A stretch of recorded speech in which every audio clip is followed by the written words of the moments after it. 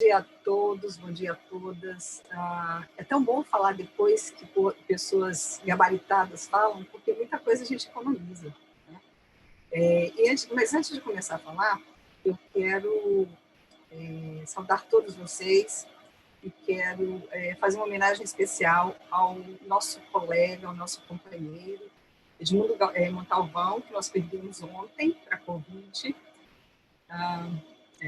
Essa pandemia está causando também estragos em todos os lugares, luto em todos os lugares. Então, a gente deixa aqui a solidariedade a todas as pessoas que estão sofrendo por conta da pandemia.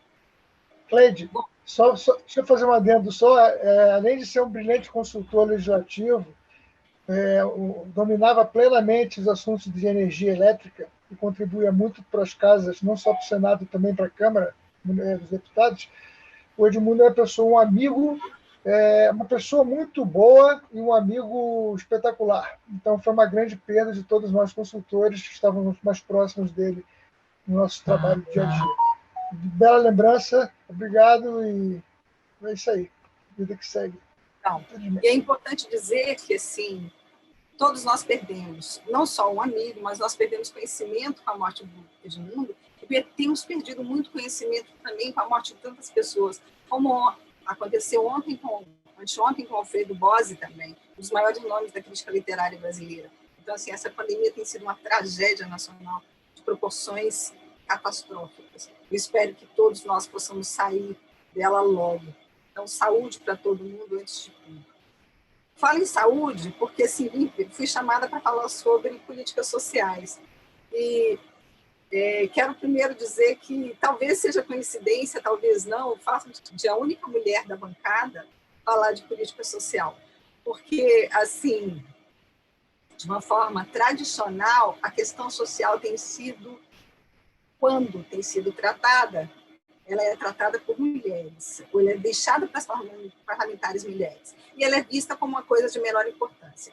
E aí agora nós estamos num contexto sanitário terrível, que mostra que as políticas sociais, elas são fundamentais, elas são essenciais para a nossa sobrevivência, não só física, mas psíquica também. Então, assim, fui chamada aqui, fui convidada para falar um pouquinho sobre o papel das políticas sociais nos municípios, e talvez seja interessante começar dizendo que as políticas sociais, elas tratam do direito de cidadania, e no final das contas de como as pessoas existem nos municípios. Como disse o Dantas antes, é nos municípios que as pessoas existem, é nos municípios que as pessoas moram, é nos municípios que as pessoas vivem. Então, as políticas sociais são aqueles programas, aqueles projetos, aquelas ações do governo que estabelecem recursos, né, que a prioridade de recursos públicos para esse tipo de iniciativa, que nos dizem mais respeito, que nos dizem direto respeito. Então, quero lembrar rapidamente, a Constituição, fazendo como os meus colegas fizeram, recorrendo à Constituição Federal, e a gente precisa fazer isso porque a Constituição Federal é o nosso grande trato, né, é o nosso acordo nacional de civilidade, de civilização. Então, a gente recorre à Constituição Federal, ao artigo 6º, para lembrar que entre os direitos sociais são educação, saúde, alimentação, trabalho, moradia, transporte, lazer, segurança, previdência social, proteção à maternidade e à infância, assistência aos desamparados. Isso está no artigo 6º, mas a Constituição traz outros artigos, outros direitos sociais ao longo do seu texto. A cultura, por exemplo, é um direito social, que vai estar lá no final, assim como o meio ambiente saudável também. Lembrando aí o que o Marcos trouxe, né, em relação aos objetivos, aos 16 objetivos sustentáveis. Tem muito a ver com a questão do meio ambiente saudável. Bom, dito isso, eu quero reforçar o que o Dantas colocou também, e o Gadelha, sobre a importância do município a partir da Constituição de 1988. A Constituição de 1988, pela primeira vez, estabeleceu o município como ente federativo, quer dizer, o município como um dos elementos do concerto nacional. Isso tem uma importância imensa. Isso foi distribuição de poder em 1988. A distribuição de recursos veio um pouco depois, né? Alguns anos depois, deu-se conta, quer dizer, alguém percebeu que se distribui poder e competência, você também tem que repassar recursos. Isso veio um pouco mais tarde. Bom, o que significa autonomia do município aí no texto constitucional? Significa autogoverno, autoadministração e autoorganização. Isso também vai ter impacto nas competências legislativas, que é mais ou menos do que a gente vai tratar. No final das contas, o que nós estamos falando aqui é sobre a importância de nós conhecermos a legislação para fazer essa legislação. Vejam, se a Constituição estabelece de uma forma muito clara, lá no artigo 22, se eu não me engano, quais são as competências legislativas da União, ela elenca essas competências legislativas, mas ela deixa as competências, também diz que as competências dos municípios, basicamente, a competência legislativa é legislar sobre assuntos locais, de interesse local. E deixa para os estados o que remanesce, né? Que não foi dito aí. Então, assim, para os estados e municípios, vejam, as competências não são muito claras. Para a União está. Então, é mais fácil a gente fazer isso no plano federal, no plano nacional. No plano estadual e no plano municipal, vai ser muito mais necessário conhecimento do que se tem até no plano nacional, porque a gente tem que conhecer a legislação nacional, depois a gente tem que conhecer a legislação estadual para poder trabalhar com a legislação municipal.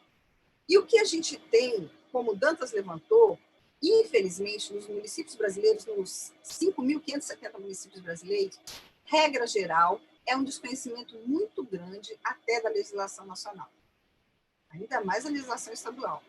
E muitas vezes, eu também presenciei, também vi isso em Sergipe, uma legislação, a mesma rua ter 5 nomes diferentes, porque ela foi, e às vezes a publicação do nome da rua, da mesma rua, aconteceu no mesmo dia, três leis publicadas no mesmo dia, estabelecendo o nome para uma rua. Então, vejam que isso é um desconhecimento, no final das contas, do fazer legislativo.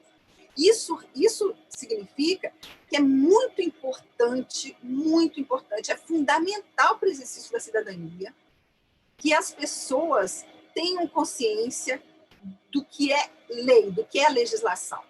Isso, claro, só vai acontecer quando o direito deixar de ser, talvez, aí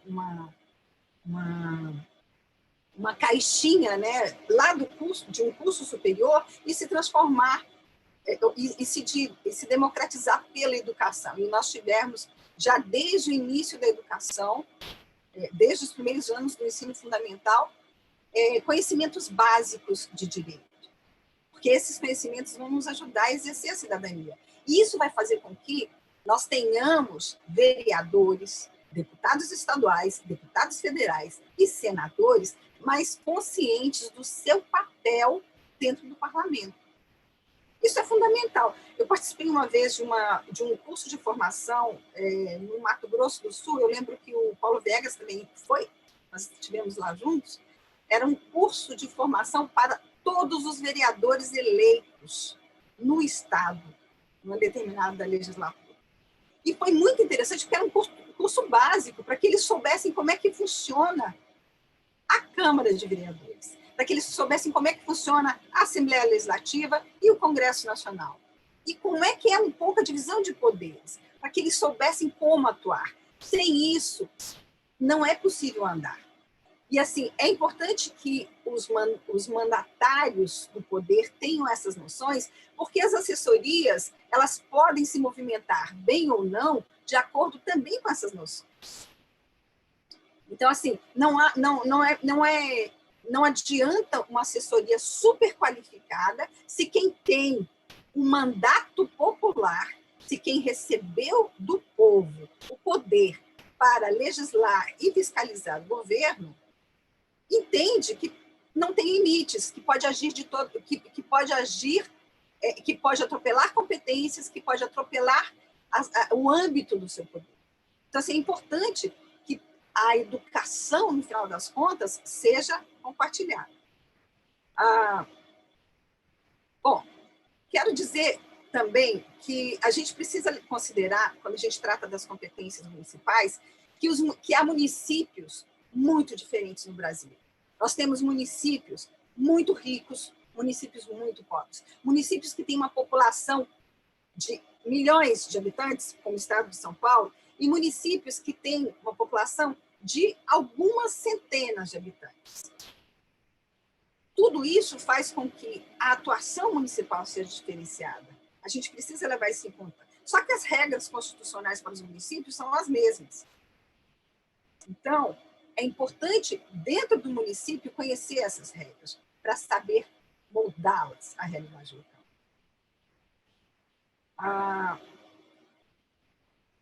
Queria também lembrar aí, na fala do Marcos, as falas me ajudaram tanto, acho que eu podia até dispensar e pular, mas, enfim, o Marcos, quando falou da competência concorrente de legislar, dos estados, municípios, vejam que coisa curiosa, não só a União pode tratar de matérias de âmbito nacional, mas os estados podem legislar as mesmas matérias suplementarmente no âmbito estadual e ainda há margem para que os municípios tratem dessas matérias com mais detalhes no âmbito municipal.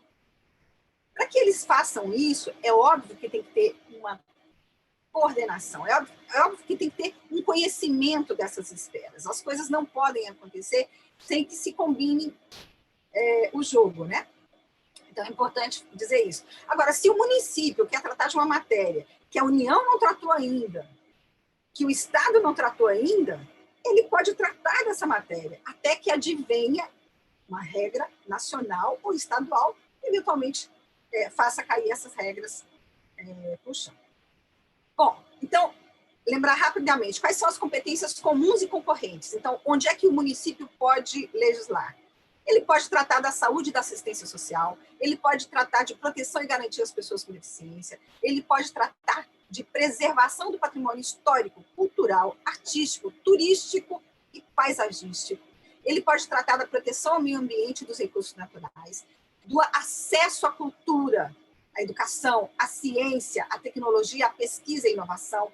Ele pode tratar da preservação das florestas, fauna e flora, pode tratar de fomentar a produção agropecuária e o abastecimento alimentar, deve combater a pobreza e os fatores de marginalização social, pode promover programas de moradia, deve de novo, melhoria das condições habitacionais e de saneamento básico, pode tratar de registrar, fiscalizar e acompanhar a exploração dos recursos hídricos e minerais no seu território, pode estabelecer e implantar a política de educação para a segurança do trânsito, tratar de políticas para as pequenas empresas, como o Gadelha, acho que foi o Gadelha, lembrou?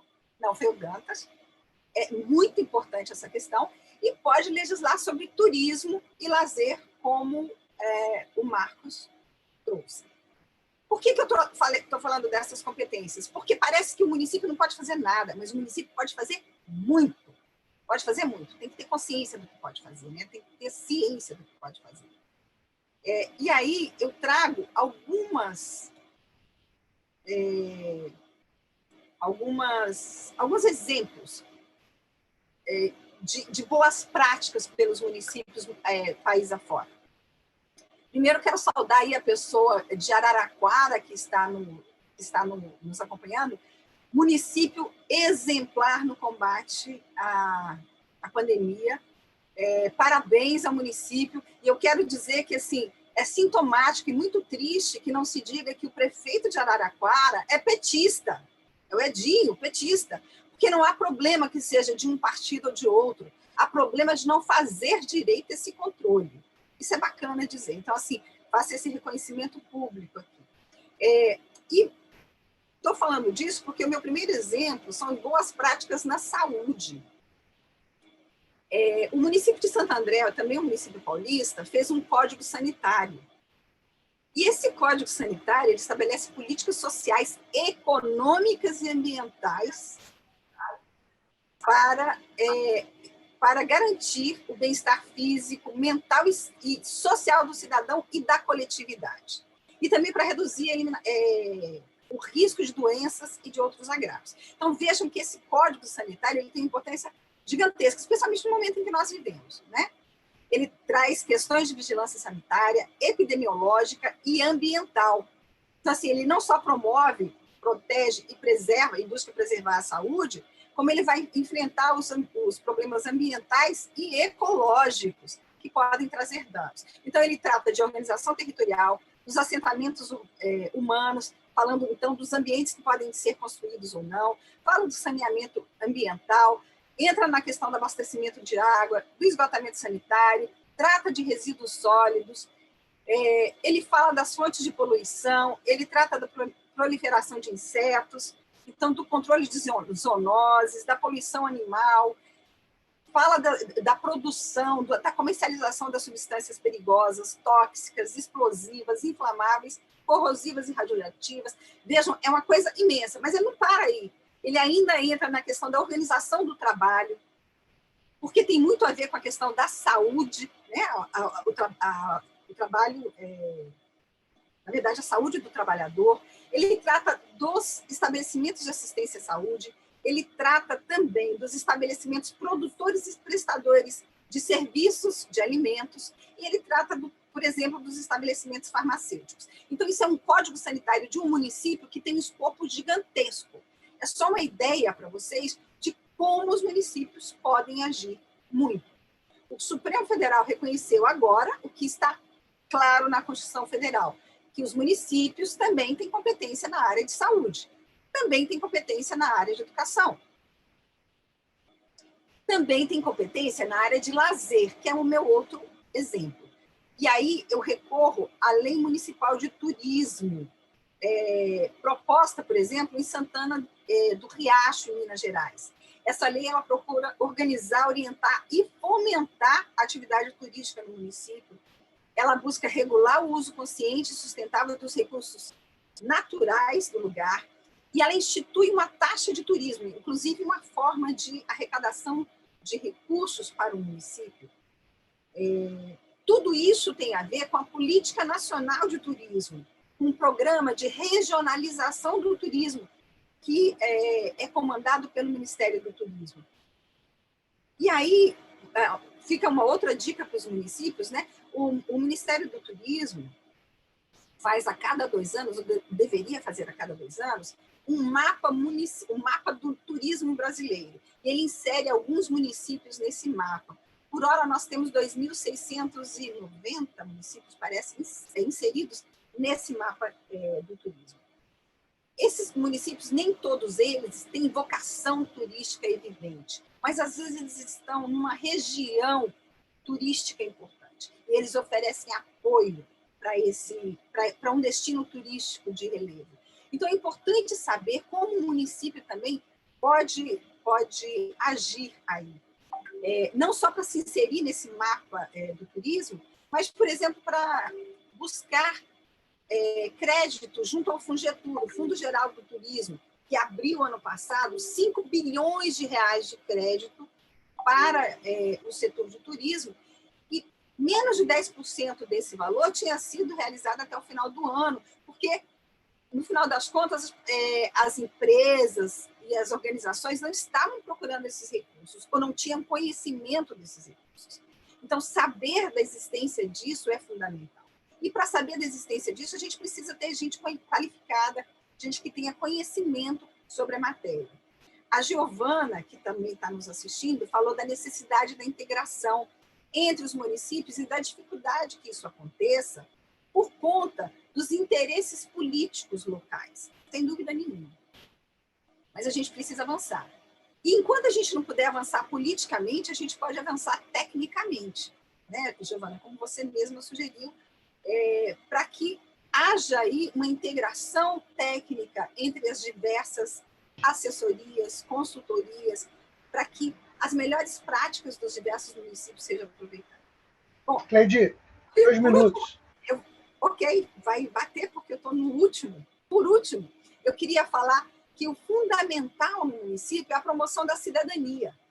é a promoção dos direitos das pessoas, né? Das pessoas física e psiquicamente consideradas. Então, assim, eu estou falando em psiquicamente consideradas porque a saúde mental é uma questão muito importante nesse momento, né? Tem muita gente que tem dinheiro, que tem possibilidade de viver, de passar por essa pandemia como se fosse num iate, no mar, mas está pirando, porque está trancado dentro de casa. Enquanto tem outras pessoas que não têm nem tempo para pirar, que tem que garantir o seu sustento diário e às vezes morrem nessa questão, nessa travessia, né? Tentando atravessar o mar a nado sem bote, sem colete salva-vidas também. Bom, na promoção da cidadania, eu quero trazer alguns exemplos do que os municípios podem fazer em termos de políticas sociais, com ênfase para os direitos das mulheres. E aí eu trago o exemplo do Distrito Federal, que estabeleceu que o transporte urbano, a partir de determinado horário, o ônibus pode parar em qualquer ponto que a mulher pedir para que ele pare, ainda que não seja um ponto de parada tradicional, porque isso significa também mais segurança para as mulheres. Então, isso é uma legislação que pode parecer besteira, mas pode significar a vida das mulheres. Da mesma forma, aqui no DF se estabeleceu como protocolo padrão de investigação da morte de uma mulher, por exemplo, tratar isso como feminicídio primeiro, e só depois descategorizar para homicídio, caso a investigação aponte esse caminho. E por que isso é importante? Porque na investigação, às vezes, quando você não trata o feminicídio como não trata o homicídio de uma mulher dentro de uma casa, por exemplo, como um feminicídio, você não leva em consideração que existe uma mala pronta ali das mulheres embaixo da cama, existe uma mala pronta indicando que a mulher estava para sair da relação. E foi por conta disso, por exemplo, que ela foi morta. Então, assim, alguns indícios só podem ser vistos se a gente tiver um outro olhar. E isso tem a ver também com legislação. Por último, trago o exemplo de Palmas, uma lei recentemente aprovada em Palmas, e com inspiração numa iniciativa do Senado Federal, diga-se de passagem, da direção do Senado Federal, a quem eu tenho minhas homenagens, e, assim, no momento a direção é encampada por uma mulher, que destina uma porcentagem de vagas de emprego para mulheres em situação de vulnerabilidade econômica em situação de violência doméstica. Então, para aquelas mulheres que não podem sair de um relacionamento violento, porque dependem economicamente do agressor, existe reserva de vagas, então, em Palmas e em outros municípios agora, leis já estão reservando vagas para que essas mulheres possam acessar esses empregos e romper com essa relação violenta. Bom, só são exemplos para fomentar aí o debate. Muito obrigada. Bom dia para vocês.